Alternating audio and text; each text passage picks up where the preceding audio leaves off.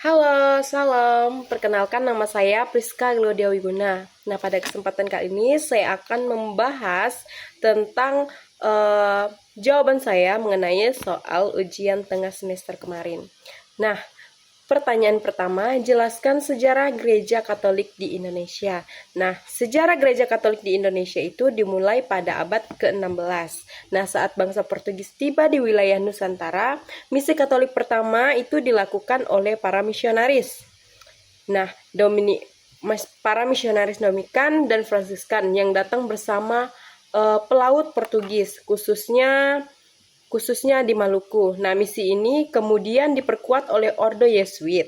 Nah, salah satu tokoh terkenal adalah Pastor Antonio Vias yang memimpin misi di Ternate. Setelah itu, Belanda yang berkuasa menggantikan Portugis lebih berpihak pada Protestan. Nah, sehingga penyebaran Katolik sempat terlambat. Namun, misi Katolik terus berjalan dan berlanjut terutama pada abad ke-19 saat situasi politik lebih kondusif.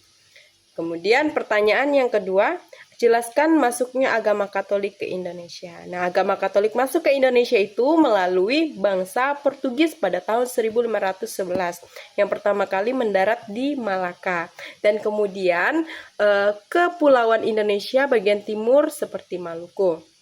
Kemudian misi penyebaran dilakukan bersamaan dengan perdagangan rempah-rempah. Nah, para misionaris seperti Pastor Simao Vaz dan Santo Franciscus Xaverius berperan penting dalam mengenalkan ajaran Katolik. Nah, setelah itu pengaruh Katolik terus menyebar meskipun mengalami hambatan saat Belanda atau Protestan mengambil alih kekuasaan. Oke. Kemudian pertanyaan yang ketiga, jelaskan peranan kolonialisme Portugis dan Spanyol dalam misi Katolik di Indonesia. Nah, Portugis dan Spanyol itu sangat berperan dalam penyebaran atau menyebarkan agama Katolik di Indonesia. Nah, Portugis mendirikan pengkalan dagang sekaligus pusat misi. Nah, terutama di Maluku dan Timur.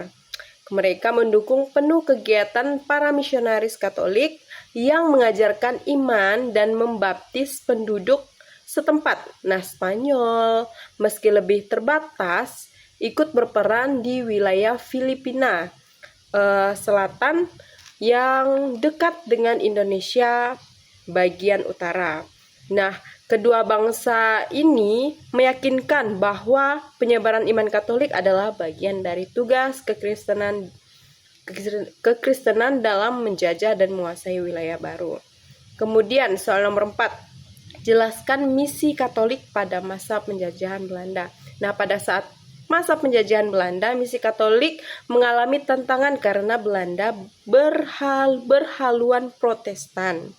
Nah, gereja Katolik setempat sempat dibatasi bahkan ditindas. Namun pada abad ke-19 setelah Belanda mengakui kebebasan beragama, misi Katolik kembali aktif. Nah, para imam dari Serikat Sabda Allah dan MSC datang dalam membangun gereja, sekolah, dan rumah sakit. Mereka fokus pada pendidikan, kesehatan, dan juga pelayanan sosial sebagai bagian dari pewartaan Injil. Kemudian pertanyaan yang kelima, itu jelaskan sejarah gereja pada abad ke-16 atau ke-17. Nah, abad ke-16 sampai ke-17 merupakan masa awal masuknya Katolik ke Indonesia seiring dengan ekspansi Portugis.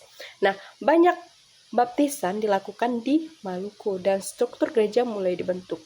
Namun, abad ke-17 menjadi masa sulit karena VOC Belanda mendominasi dan menekan Katolik. Banyak imam diusir dan gereja dihancurkan. Meskipun begitu, umat tetap menjaga iman mereka secara tersembunyi. Kemudian jelaskan sejarah gereja di Nusantara. Nah, gereja di Nusantara berkembang secara bertahap, dimulai di Indonesia bagian timur, kemudian bersamaan dengan bangsa Portugis, lalu berkembang ke daerah lain seperti Flores, Timor, dan juga Kalimantan. Nah, pada abad ke-19 dan 20, berbagai tarekat religius mendirikan misi di seluruh dunia. Gereja Katolik berkembang pesat melalui pendidikan, pelayanan sosial, kemudian pewartaan Injil. Nah, setelah kemerdekaan Indonesia, Gereja Katolik menjadi bagian penting dalam pembangunan bangsa. Oke, cukup sekian dari saya. Terima kasih. Sampai jumpa.